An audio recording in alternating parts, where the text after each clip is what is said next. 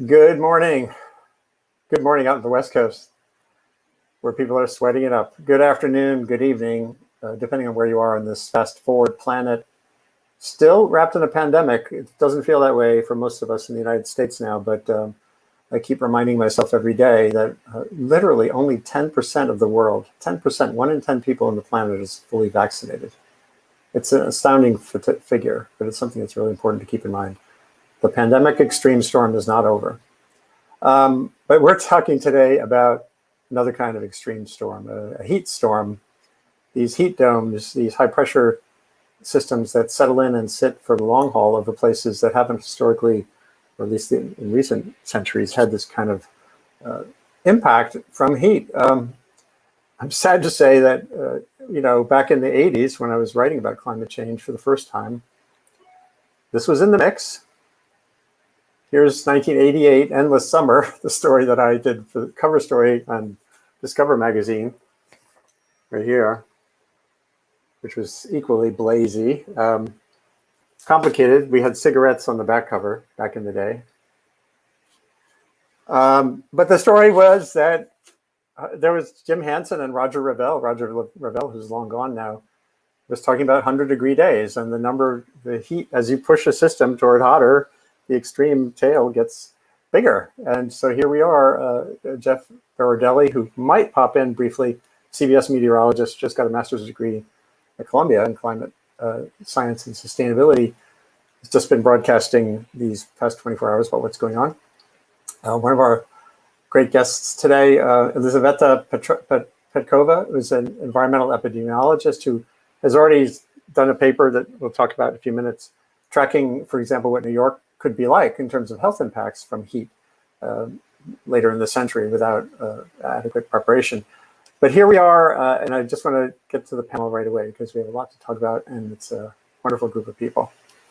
Again, I'm Andy Revkin. I'm at the Earth Institute and now Climate School of Columbia University, coming to you from the Hudson River Valley, a little slightly cooler up the river, although still roasting here, in Lenape historic territory before it was the Hudson River. Vivek Shandas, who is sweating away and thankfully is on the show in Portland at Portland State University, who's been tracking urban futures and urban realities as they relate to heat. You'll see some of his heat images of Portland's baking streets in a minute too. As I said a minute ago, Elisaveta Petkova, who's a science fellow at Columbia University, was at the National Center for Disaster Preparedness here, and has dug in on these questions of heat and health going forward. Kristie Ebi at the University of Washington, a longtime and luminous figure in understanding global warming and health, and an IPCC author, very busy in the trenches getting the next report ready there too. I'm really grateful to have you take a little bit of time to join us today, Kristie. And Karen Florini from Climate Central, climatecentral.org, which has become a keystone resource helping journalists tell these stories more effectively, creating partnerships with newsrooms in the least resourced parts of the country to kind of help convey climate realities behind weather variability. I'm thankful to have you all here today. So let's go. I want to start with Vivek. Is it Vivek or Vivek? Yeah, Vivek is fine. And we'll go back to the slides because, again, you're closest to this particular question. And Portland is right in the thick of it. It was 115, 117, 18 yesterday, something like that. It depends on where you measure, I guess. Part of what we've been doing is trying to measure how that varies across metro region. And while you see these numbers up here as one kind of monolithic number for a city, what we've noticed is that actually can move, the needle can move quite a bit across the temperature range, where the airport may be reading, let's say 95, yet there are, or 110, yet there are neighborhoods that are breaking 120. And so a lot of it has to do with the kind of materials, the kind of movement of air, the overall level of kind of access to green space, lots of different factors on the built environment that really matter. Yeah, here's some images that I tried walking for a little bit I have 11-year-old, and we went on a little treasure hunt yesterday, which was a lot of fun. Treasure to find where So we do these little things like zombie scavenger hunts with high school students around the country, where we send them little infrared cameras. They look a little like this. They're just a little thing with two little infrared things, and we send them around. And these images are actually taken similar to what a lot of high school students do, where they plug them into their smartphone and they go out and they take these images and put them next to each other and try to gauge where zombies wouldn't live. Zombies like really cool places, right? So during a zombie apocalypse, well, after 2020, you don't know what's possible. So and we went around and tried to identify locations where we would go. This place the wall was about 157 degrees Fahrenheit, what we were noticing. And then if you go, to the next slide, there right across the street or right adjacent to it was this wall, which was really interesting, completely covered in a green wall surface, and it was 116, around 116 degrees. And so we were just really trying to capture what's going on when we get these amplifications. How do local materials and shading and convective currents play out? You think greening might actually play an important role, though these trees we're actually starting to observe are starting to also, as an urban ecologist and trained as an urban ecologist, I spend a lot of time looking at green spaces as well. And so trees are often the answer, but trees are having excess mortality and morbidity as well in a lot of these areas, as we're noticing limbs actually failing. Last year we had a record number of limbs fail across large, what I call charismatic megaflora, which are these 80-plus-year-old sequoias or Douglas firs in the region that just shed a limb and fall on property, fall on the pavement, fall on cars, etc. So we're really thinking about what to do when it comes to heat right now. And boy, is it hot right now. And I was looking online. The record for Portland was substantially lower than this before this. That issue you mentioned with the heat island effect, or how different surfaces historically, like around airports, can change these figures over time. But it's clear this is epic and record. Maybe Kristie, also, if you could jump in briefly with the climate context a little bit. Your focus is the health end of things, but you're definitely in the thick of it and thinking about the climate trends and the like. This is essentially a shift in what used to be the norms, right? Well, you've written about this for years, Andy. The norms are shifting. And what used to be normal is no longer normal. We know that heat waves are increasing in frequency, intensity, and duration. And this is not the first place in the world that's seeing extremes so far beyond what the population is used to. There's been multiple heat waves that have undergone detection and attribution studies saying that they are so rare, they would likely never have occurred without climate change. Some of them have been declared by local meteorological agencies as saying would never have occurred without climate change. So we are seeing, and as you implied earlier, we're seeing earlier than projected these incredible extremes. We knew they were coming. There wasn't a great sense that they were coming now. And you've done some of the work that's very relevant to how we should respond. There's a lag time between emissions reductions and the climate system noticing that. It takes time. So if we're not starting now, what does that do to the system? It tells us two things. Number one is there has been, for very good reasons, a primary focus on mitigation, reducing our greenhouse gas emissions. We have to adapt. People are suffering and dying right now from climate change, including from heat. All of those deaths are potentially preventable. Nobody needs to die in a heat wave. So the people who are suffering and dying right now, if we had really good heat action plans, if we were taking steps to help protect these people, we could reduce morbidity and mortality right now. And as you've written about so much, Andy, the future's in our hands. The temperatures we're going to see in the next couple of decades depend on our actions, on what we do individually and collectively to reduce our emissions. Right. We're going to get to the media questions in a minute with Karen Florini. Like, what can reporters do better? That it's so hard, I know, in newsrooms to pull back from the actual news event and say, what are the causes? This is even happening with the Miami condo collapse. The story stories have sequences. There's the rescue, there's the recovery, there's the search, and then there's the why and the accountability. It's always like the last thing. And so I think that fits in this grander scale as well. But I'd like to get to Elisaveta on this question of what we're facing, digging in a little more what that University of Washington study showed. What's coming? You were part of this study in 2016 with Radley Horton and others here that took New York City as an example. And Right. just to walk us through it a little bit. Yes. So I've actually been interested in this issue since I was writing my dissertation at Columbia on heat and mortality.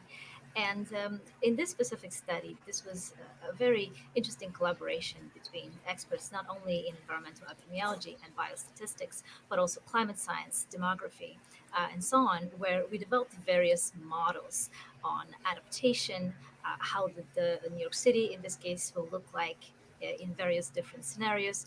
And we developed projections using a combination of climate models and scenarios, basically drawing a picture of the landscape of possibilities. So we're not necessarily saying, okay, here is how the future in New York City looks like.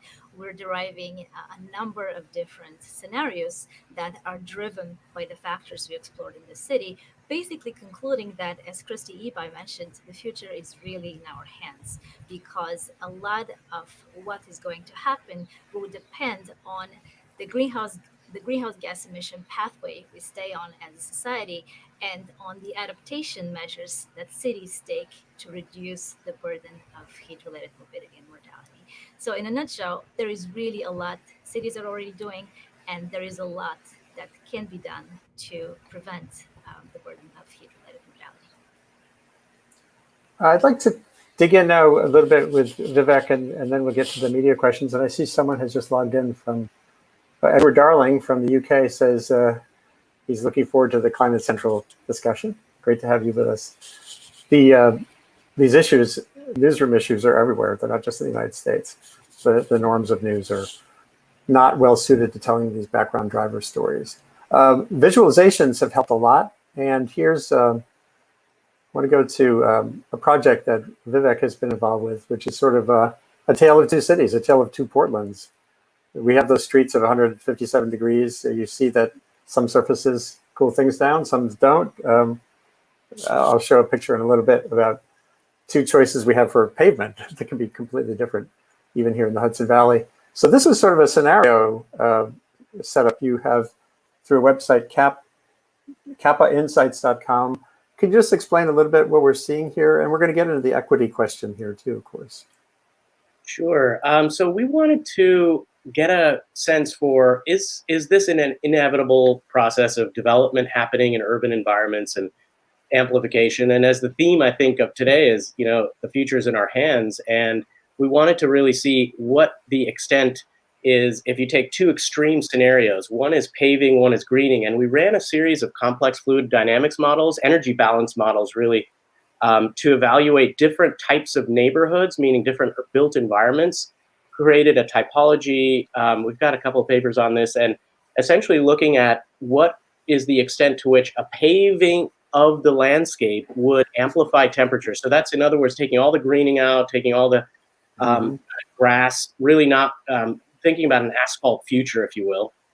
And then what that might look like if you were to green it up as much as you can with some of those green walls, green roofs, lighter color, changing albedo, reflectivity, getting at more movement of convective currents across a dense urban environment. And we were seeing differences often of 25 degrees in terms of Fahrenheit, what we would do in the same neighborhood. So some of these would be 102 degrees if we didn't do any, and yet they would also be 83 if we did something else. So not saying that these are necessarily realities, but they're extreme end members, if you will, of a spectrum that we're thinking about of what might be possible in this landscape. So we've been actively doing these very localized assessments for a variety of different development scenarios, including city blocks that are looking to increase density. A lot of planners come to us and say, hey, how do we go from 16 units to 64 units because we have a housing crisis, and can we do it in such a way where we're not amplifying temperatures in the neighborhoods surrounding those developments? And so that's really motivation for this slider at the city scale. Most of what we do is actually at the city block scale, but we wanted to kind of see how this played out in an entire city. Is that methodology hard for other places to adopt, or is it something? Is there a template here that can be spread in to other regions? Yeah, if we have enough case studies, I think we're moving towards that to be able to get to a place where it's generalizable. Right now, this one map that you're seeing probably took 1.5 years to build. Wow. On a supercomputer. So we're essentially running these massive fluid dynamics models to kind of understand the movement of air masses, materials of buildings, how they may change. And so we're trying to identify ways, and it's still probably 1 year out to do this at scale for an entire metro region. Well, it's it's sort of a great test case of the idea. Let's now go to the newsroom question.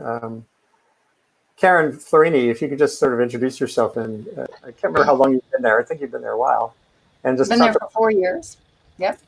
Give a thumbnail of Climate Central and then what the new project is. Sure. And if you want me to share my screen, I can show you a little bit more about that. Okay. That'd be great. So I'm the vice president of programs. Been there for 4 years. Let's see.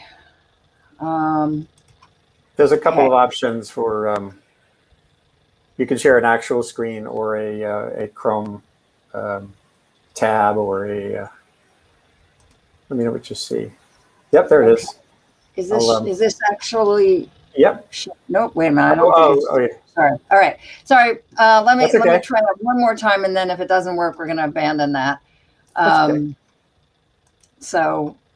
Yeah, because I probably can't get to the full thing. So are you actually? I think I see it now. Hold on. Okay, great. So what we're doing, Climate Central is a climate communications organization. We're a nonprofit. We're not an advocacy group. Important to stress that. We don't ever take positions on particular technologies or policies. We report on them, but that doesn't mean we're advocating for them any more than it means we're advocating for things for hurricanes when we report on them. So what we're doing now is providing timely, personalized alerts for every community in the U.S. It's a really simple kind of thing. It shows a few lines of text and then a connection to something that's from our tools and media library. I can tell a little bit more about that in a moment if you'd like. Right now, we've got 14 different alert types that we're providing. Some of them aren't particularly timely. We're not sending out a lot on Great Lakes ice cover right now. And I'm happy to say from here in Washington, D.C., that brood 10 cicadas are historical for the next 17 years as well. But these are a way of us combining our existing tools to get them to people right when it's most germane, to get them especially to media, as well as to other NGOs and educators in the climate space. So we are, you can sign up for real-time climate alerts right now if you're interested in doing so. What the Climate Matters program is, every week we're sending out a weekly bulletin to whoever's interested in participating, again, with a primary focus on the media. It's providing production-ready graphics, typically localized to the media market. We also do make these things publicly available through our media library on our website. And you can find things localized to the individual media market. A lot of time in the summer, we're talking about heat because it's hot then. Not just trends to date, but also projections for the future. We'll do a summer package at the beginning of the summer, pulling a lot of information together. I know I'm violating massively the don't put too much words on a PowerPoint screen. I'm not trying to convey the content of this. I'm just letting you know about the resource. So we'll have some interesting factoids that get pulled out of the overall package. We just also sent one out on Friday about the historic heat wave in the Pacific Northwest that, among other things, contains my all-time favorite of our explainers, this moving bell curve that, like nothing I've ever seen before, makes clear just how much a couple degrees of warming can have huge impacts on extreme heat, as well as drought and things like impacts on allergy season, et cetera, et cetera, et cetera. So I'm going to stop there. And And well, actually, I'm not going to stop there. I'm going to go back to the QR code and encourage folks to go ahead and sign up for their own alerts. And this all gets archived right away once we're done, so they don't have to quickly do it right now. As soon as we're done, the video will be reviewable and playable and shareable. So that's great to say. I didn't know there was a QR code. And so that's, I know initially there was some intent that that'd be useful for local journalists, you know, who are all scrambling, and you see them being punished on Twitter for not throwing in climate context sometimes. And this gives at least that opportunity to build that in. But I assume, is this open like for a Facebook group or meteor weather bugs, people who are just in the mix? Anyone is welcome to use these materials in communicating on climate. We just ask that if you're using our stuff that you credit us, either by having the logo show on one of our video or visuals, or putting our name in, putting the hashtag in, etc. Well, that's great. Thanks a lot. I was posting your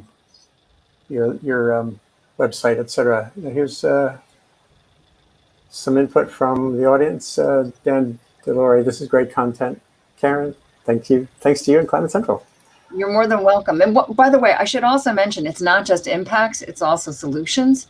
So we include our weather power tool, where we've compiled all the data on existing installed capacity in the US for both wind and solar, combine that with yesterday's actual and today's and tomorrow's forecasted weather, and then have a graphic that shows that, plus the total quantity of renewable energy being generated in that locality through wind or solar that day, or today or tomorrow, as well as some equivalency information to help put that into context. And that's available as well.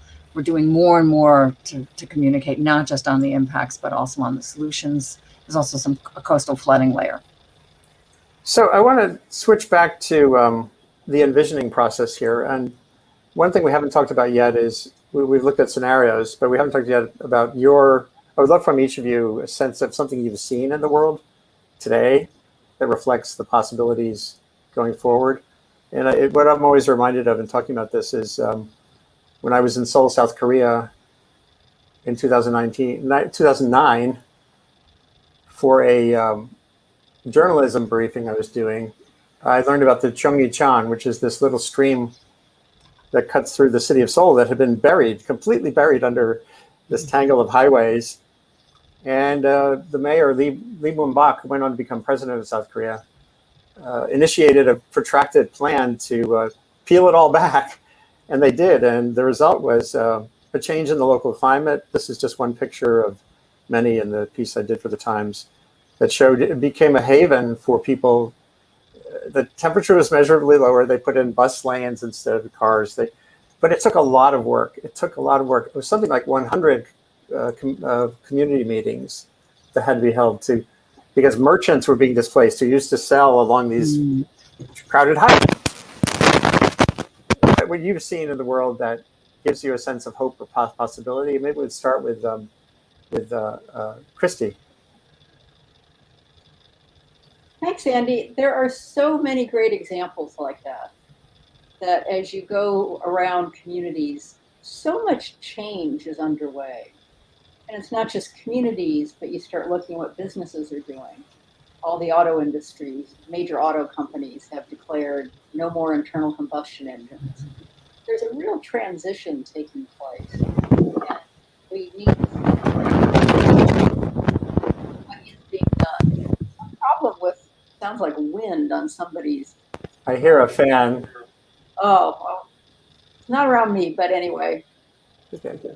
To try and pick one example is difficult because there's so many. Every place is recognizing climate is changing and is taking action. You look at Bangladesh, and they've been one of the leaders in adapting to a changing climate and pointing out the resilience of communities, and that communities do make significant change in the face of environmental change that they can see themselves. In the United States, you see that everything people do for hobbies, people who have outdoor hobbies, that gardeners are changing, fishermen are changing, fisherwomen are changing.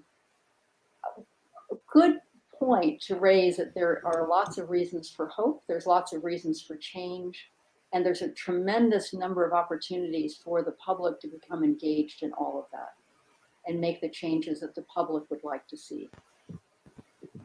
I agree. Karen, too, I don't know if you personally have seen something that excites you. I had muted you for a second. Let me unmute you, and then we'll go around. Okay. Well, a lot of what I would say is really just to say, echo what Kristie has said. There are just tremendous strides being made. And for me personally, two things really give me hope. One is the continued downward trend on greener technologies, particularly the wind and the solar that are now out competing. It's cheaper to build and run new wind and solar than to continue operating fossil in many locations in the world, and a growing number of those. And the other is the, at least until the pandemic, and I think that will be starting now, the very considerable additional number of young people in particular who are mobilizing around the issue, because they're the ones who are going to live with the worst impacts if we let the worst impacts occur. And Elisaveta? Yes, I completely agree. There's so many reasons for hope. And I think one specific issue that I've been seeing in the last several years is that society is finally seeing that we need to pay attention to both individual and community vulnerabilities when it comes to both heat adaptation and also adaptation to climate change.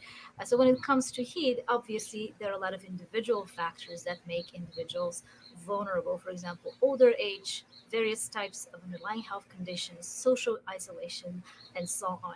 But all of these individual vulnerabilities really are increasingly considered in the context of communal vulnerabilities. And what we know is that communities that are traditionally underserved, which are mostly communities of color, suffer disparities, health disparities that exacerbate their vulnerability.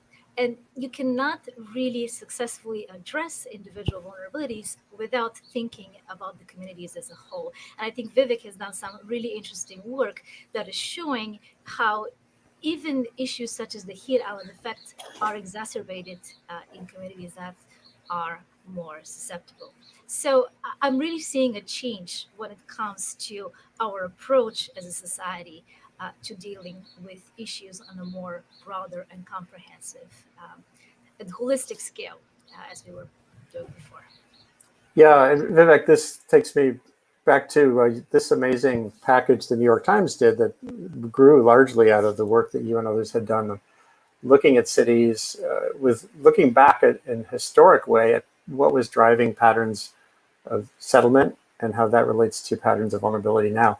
It's so valuable. There's a geographer named Patrick Keyes at Colorado State, I believe, who wrote a paper a couple of years ago that I really love on what he calls Anthropocene risk. And everything that was at the paper was looking at the importance of seeing the historic foundations that lead to today's mix of vulnerabilities or adaptabilities or the like. And this really gets at that. Could you just talk through how this came about and some of the findings? Sure. Thanks, Andy.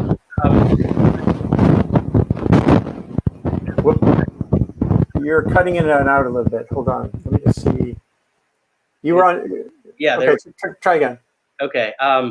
It's interesting. This is one of those questions that kept coming up for us as we were going around communities around the country and engaging them in these heat campaigns and learning that these heat islands, very localized heat islands or anomalies were really linked in many ways to communities at the current time that had lower incomes, communities of color, Black, Indigenous communities living in cities. And we're scratching our heads, and we heard a lot of folks talk about kind of the luxury effect, the fact that, wealthier folks have a lot of resources to be drawn to create very comfortable environments, and they can, put in trees, they can really cool their houses, they can put in all the cooling accoutrement in their individual homes, and folks who didn't have access to resources couldn't. And there was something really unsatisfactory about that response to me. And so that's where this question about what happened in the past, similar to what you were talking about, Patrick Key's work, is what was done in the past to really segregate and create these particular neighborhoods? And so we look back about 80 years to look at this policy of redlining to see what is it about the relationship between what happened with that national policy across 200 plus cities and current day land surface temperatures. And we found a remarkably consistent pattern across the city, across this 108 cities that we looked at. And surprisingly, to at least for where I'm living in Portland now, and part of the theme of the Pacific Northwest, was that between the hottest areas and the coolest areas were really clearly identified through this redlining pattern. And it's a correlative study, associational in nature, so it was an overwhelming pattern across the cities we looked at. And so that really got us, it's far more satisfying when you find a systemic issue like this, as challenging as systemic issues and as long-term as they might be to resolve. We are at least bringing awareness and a recognition that our policies, our plans, our programs that are promulgated today really have an enduring effect and can have a legacy effect, as we were calling it, for people who experience a tremendous amount of climate-induced impacts, whether it's sea level rise, whether it's flooding, whether it's, in this case, heat. So this was at least our means for being able to contribute to that conversation, which already is a pretty robust one. And we're seeing a lot more papers like this coming out now. And the package it led to in the New York Times was really a breakthrough package. I write off and on critically about the media and how we don't really talk about systemic issues. We don't really get beneath the surface of stories. And Brad Plumer and Nadia Popovich really demonstrated here the rare exception of taking what you know about the world and saying, well, these are the hidden drivers of what's been going on. Fantastic innovation in journalism. And you can see here just how beautifully designed it was as well. Hopefully more of this to come. Tomorrow I'm starting launching a column called Sustain What? And the big chunk of it will be focused on how can we use communication capacities around us, not only to tell a better story, but to engage people in better solutions. So let's see if we can make that transition. Storytelling could actually work the wrong way sometimes. It gets you locked into a narrative and you miss opportunities. Karen, I think you were going to say something. Yeah, I just wanted to mention that in addition to real-time climate, Climate Central also has something called partnership journalism, where we partner with local and occasionally national media outlets. We'll bring a particular story concept with localized data and graphics, and if the local partner is interested, then work with them jointly on a co-bylined, co-published story. They'll do the feature reporting that actually makes it into storytelling in combination with the data that we're bringing, because we know that the materials that we're producing through real-time climate, they're an important ingredient, but they're not the whole story. The story has to be put into a storytelling mode, and that requires the work of journalists.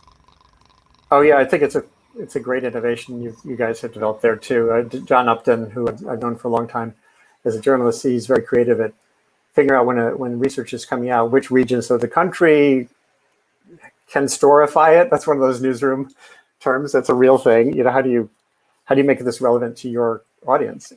That comes through dialogue between, in your case, scientists doing the number crunching, the researchers coming out with the finding, and journalists in a newsroom in Idaho thinking about prescribed burning of fires and the like. Some of the examples are just fantastic. Let's see. I wanted to just... Can I add to that, if I may? Yeah. An area where I don't see any storytelling is around cooling centers. Is it around cooling centers? Many cities have established cooling centers for people to go. It's critically important we keep our core body temperature within a really pretty narrow range. And you just don't see stories about these cooling centers, about people going to them, their experiences there. There's no reinforcement from the media about the benefits of going to a cooling center. I do know a group of researchers that are doing some work on cooling centers, and was appalled to hear where some of these cooling centers have been established. That in some marginalized communities, there are cooling centers, for example, at the police station, which is not exactly Where do they? Oh, I'd love to learn more. Where do they put the cooling centers? How are those decisions taken? How do you make sure that the public can get there? Does the public even know how to find a cooling center? In Seattle, we now have a map where we can find them. So there's a rich thread there on engaging with communities to reinforce the message of how important it is for people to go somewhere to cool down when it's so hot. I'd love to hear from Vivek on that, but I want to also draw, there's some parallels here. I've written a lot about earthquake disasters and preparedness, and tsunami evacuation hubs are really important. And in Bangladesh, cyclone hubs, getting people to know where to go when the cyclone is happening so they don't get flooded. That's not always easy, but now, as you say, if it's not a story here, especially this summer, it sure should be. And that also reminds me, one last thing it reminds me of is vaccinations. When you heard communities are hesitant to get vaccinated, the place to do it is the places they trust, like churches. There were many cities where they were establishing vaccination centers in churches and in their public halls and the like. So there are lessons from all those arenas, and I hope people are talking across disciplines and particulars to make sure the insights are there. So I'm making a note to follow up on that one. But Vivek, have you seen this much in Portland and or just generally? Yeah, it is. It's we're coming out of this moment of cooling centers that were happening through the teens.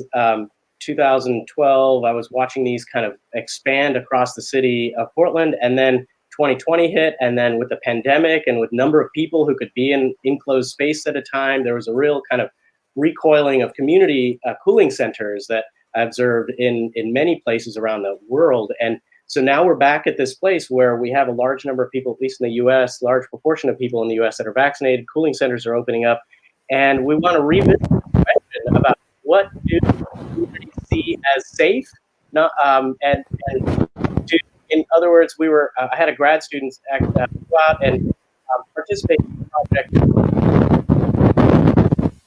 Number of people who were visiting cooling centers, and several of them were saying, I don't really trust going to this government-sponsored cooling center. And that was a real clear indication several years ago that we might need to rethink how we're representing them, communicating them, bringing information about the safety and accessibility of cooling centers.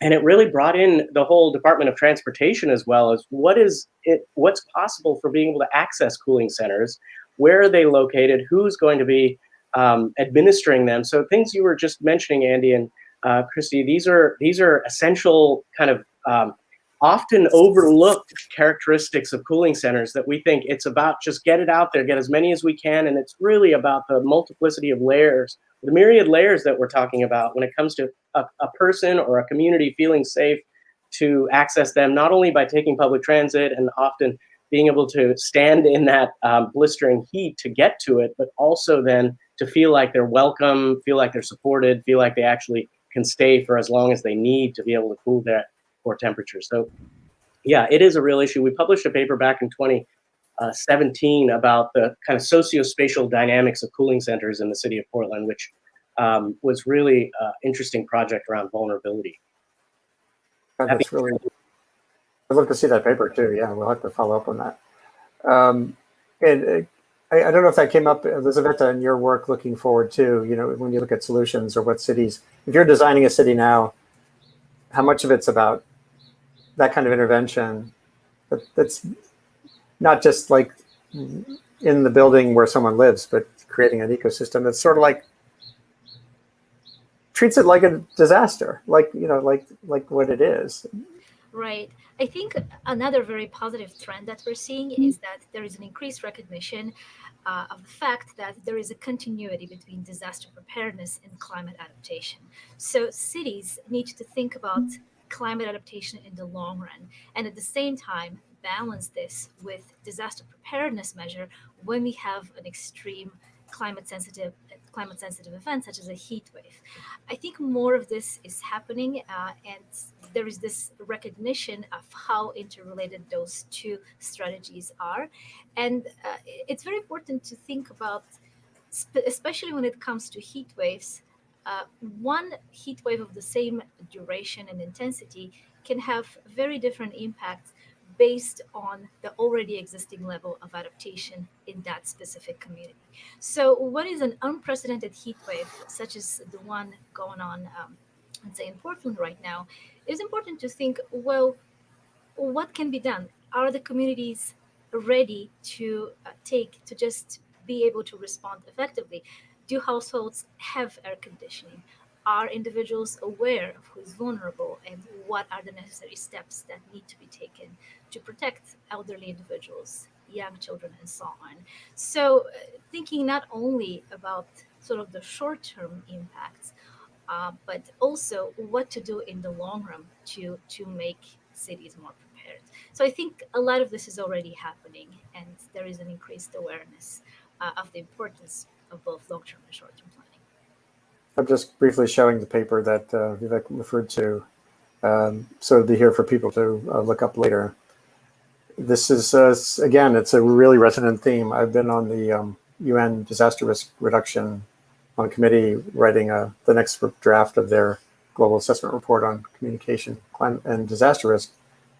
And these issues of, so much of it returns to the importance of discussion, of community awareness, of exchange of information with communities to get that local, cultural understanding if you want to make something useful. Yeah. And can I mention? Yeah. Sorry, go ahead. Oh, I just wanted to mention that one very important aspect when the world experienced the European heat wave of 2003, one important issue there was that individuals had no awareness of heat as a threat. So without having this awareness, it is very difficult for individuals to even take the appropriate precautions. So certainly something we need to think about. What is our orientation towards a specific threat? Is that threat communicated successfully within the particular community? That's great. And back to you, Karen.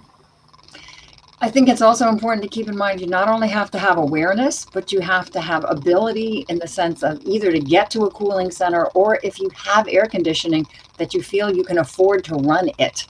A number of the deaths that have occurred in recent heat waves have actually been in homes of seniors who had air conditioning installed, but didn't turn it on because they didn't want to pay the electricity bill that resulted. The other thing to keep in mind is even if you can afford to do it, you have to have power. So when heat gets combined with natural disasters that knock out the electric grid, that's where you see some really, really dramatic and extraordinarily tragic results occurring. So in a way, the map that Vivek did of surfaces needs to be paired with a dimensional map for things like cooling centers. So it's not just the surfaces are only one determinant of heat, and heat is not determining risk. Risk is at the personal or building level. So this idea of creating a landscape of data that's cross-cutting feels pretty promising. And that, again, as Elisaveta said, we're in a compound risk situation too, where the other reason people wouldn't be going to a cooling center is because of fear of COVID-19. And that's been a disaster response problem all through last year during hurricane season as well. So I don't know, are we not grown up yet enough in our cities and in our policies to have that kind of multidimensional work be effective? Maybe back to you, Kristie. I'd like to bring in a couple of other comments and then answer your question, hopefully. The first is when we think about who's at risk. I don't know what your cities look like, but one of the concerns we have, particularly in the Pacific Northwest, are the homeless. We know from studies in Phoenix that a lot of the mortality is in the homeless. And as we saw before from Vivek's work, we really need to focus on communities that are marginalized in a variety of ways, from redlining, other historic perspectives on how we treat our citizens. And so ensuring that we have the nuance when we develop these to really focus on where we need to protect people first. Which leads to the second comment, which is there's a lot of opportunity, in my opinion, in the meteorology community to come up with more nuanced early warning systems. on the health side, we have a huge amount of literature on who's more vulnerable. We know that adults over the age of 65, for example, are particularly vulnerable when the temperatures are high. And yet in most communities, what you have is a broadcast meteorologist who steps out and says, it's hot today, which is not really a difficult forecast to make. It's really hot. But what we don't see is 3 days in advance, the broadcast meteorologist coming out and saying, we have this heat wave, and those in these particular categories are already at risk. And to start taking action in a tiered fashion so that we can start addressing these risks as they start affecting other population groups. And then Andy, your question of, are we ready to have more sophisticated approaches? Of course we are. There's a huge amount of work that's been going on. There's lots of interest. We've got interest in NOAA and the National Heat Health Information Network and other government agencies. FEMA put out something quite recently on what to do during the heat. So there is an appetite for moving forward, and appreciate you having this conversation today to try and help move that even further forward. It's great that you brought this up because for a number of years I've been thinking along the same lines. And a lot of this again gets to getting disciplines to talk to each other. Let me just show you something. Back in 2017 or 2018, I became very focused on the work of Stephen Strader, who's a geographer who maps exposure to hazard. And the key hashtag is expanding Bulleseye. Now, this is not the context of heat. It's in the context of, let me just mute you for a second, Karen. There's a fan or something. Like during Florence, when Florence was heading toward the coast of the Carolinas, he did exactly what you're talking about. He put out, at least as a geographer on Twitter, a vulnerability forecast showing which parts of that part of Carolinas was more vulnerable because of settlement and floodplains. And I started a little bit of a discussion with some meteorologists at that time of, can we normalize that? Can we have that be part of what's forecast? And I think there is a lot of prospect of that happening because you can map vulnerability for sure, at least in terms of flooding. And I'm sure you can do it for heat because of what Vivek was showing. So I just wanted to pull in that. And I think Karen had wanted to jump in. Yeah, just to emphasize, as Kristie was saying, the significant vulnerability of older people.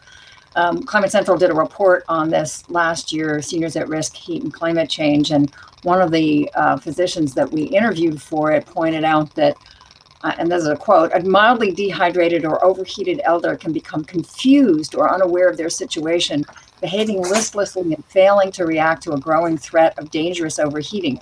If a family member or a friend offers a cold glass of water or turns up air conditioning, that alone could be enough to head off a developing crisis. But many seniors live by themselves, including nearly half of women over 75. So I think part of what needs to be thought about is how did you just sort of have some individual level of help, helping family, helping friends, helping neighbors, who, especially elders living alone.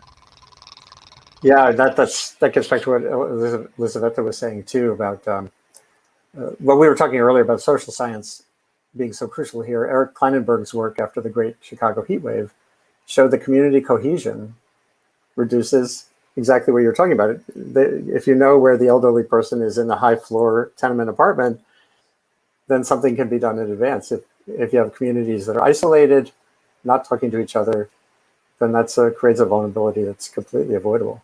I keep thinking of Facebook and the like as being more applicable there too, just to connect people better, but we'll see how that all works out.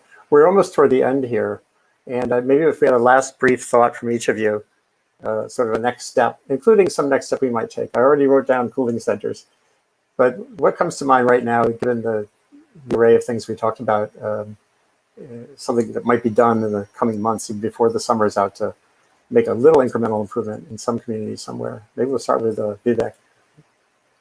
Sure, thanks. It's been really informative. I really appreciate the opportunity to chat with you all about this. It's really a daunting challenge when you think about it, yet it's also a really manageable one. If we can just take systemic approaches into understanding the short, medium, and long-term implications of heat and other climate-induced stressors on on particularly vulnerable communities in our urban environments. The two or maybe three things that come to mind, short, medium, and long, is just building on this theme of what Karen was bringing up in terms of the social engagement. I mean, what are the mechanisms by which communities can do that? And are we as policy folks, advisors to policy folks, being cognizant about the means by which that can happen? For example, a simple, cost-effective approach that I've seen happen. My family's from South Asia, and I lived about half my life there and here. And one of the things that I've seen as I was visiting during a heat wave was just the opening of parks. The fact that there was gated parks and that those gates were not closed at sunset, they were actually left open during a heat wave. Large communities, including my own family, went and camped out at the park overnight. And it turns out that post heat wave analysis actually reduced excess mortality and morbidity from what we folks had modeled, scientists had modeled much earlier. And so that was a relatively easy, low-cost approach. And in the US, that while parks don't have necessarily the gates around them and things like that, or at least many of the parks don't, the public parks, we could think about things like block parties or other means by which people in a very local city landscape could get to know each other and actually go out and check in on, and know who's living next to them, who's living across from them, who's living down the street. Those are the two kind of short, medium-term things I think could be really helpful. And the long-term is that we have right now about 350 people without power in Portland right now. And that's not that, while that may not seem like a lot, most of the places where the power outages are places that are really consistent with some of the mapping we've done already in terms of vulnerability. And as a result, the energy systems that are built in those places, I start wondering, like, are they at capacity to be able to support folks if they want to run their fan, or if they want to be able to run their AC, if they have access to resources to do so. So part of it is that longer term play of how do we get energy companies and these other large institutional players in this heat discussion to participate and really kind of upgrade these systems so that there are options and there is accessibility to some of those longer term and immediate cooling options that we need communities to have access to. So I'll leave it at there. And again, thanks, Andy. This has really been wonderful to kick this off with you. Well, I hope we can check in again maybe later in the summer and see how things are going. And Elisaveta, from you, I know you're focusing on other grand challenges too, but what comes to mind as an actionable next step? Right. So first, I think we can all lead by example and perhaps make a list of individuals we know, relatives, friends, neighbors, individuals who are vulnerable to heat, and make sure that we review the guidelines by FEMA and CDC on the warning signs and actions that need to be taken when it comes to heat illness, and share this with other people we know so that we can make that small difference in our own lives. And then the second thing, I want to refer back to Vivek's paper on nature-based solution. One very important message there was that even at the city level, what is important is really developing site-specific interventions. And this is very difficult to do without engaging the communities and developing solutions and strategies in collaboration with community leaders and other stakeholders. So a lot is being done already in this area, but it is really important to remember that it is impossible to make the change happen at a global scale without really looking at those small city and site-specific changes that need to take place first. And thanks again for having me. This was a really wonderful experience, Andrew. Thank you again. I'm just going to show some of Vivek's street shots from yesterday because they make your point.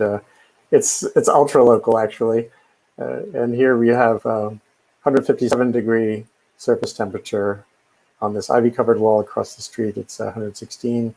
So there are choices we make every day that can make a difference. How do you normalize having that capacity and get it integrated locally is the challenge.